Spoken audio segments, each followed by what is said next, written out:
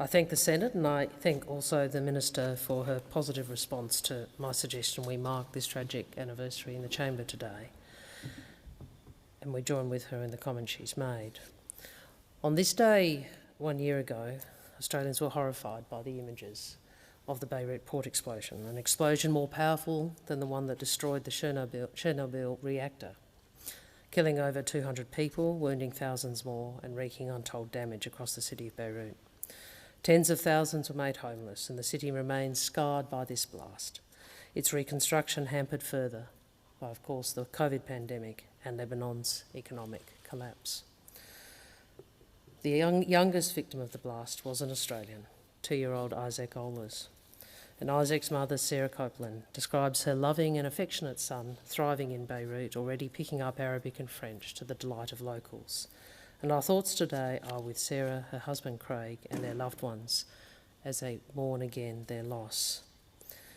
Isaac's portrait is memorialised alongside over 200 victims of the blast in downtown Beirut, and we will not forget them. The opposition also salutes the vital work of our embassy in Beirut throughout this crisis. Australian embassy staff were themselves injured in this blast, homes destroyed and their workplace damaged.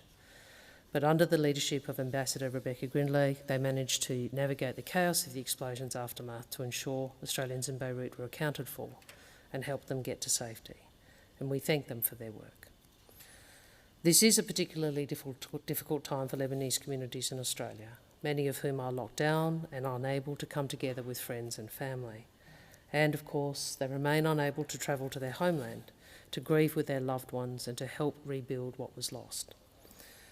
We know that as a country, Lebanon has faced difficult times before, and now it has a challenging road ahead to rebuild its city, its economy, and the trust of its citizens in its political leaders to be transparent and accountable.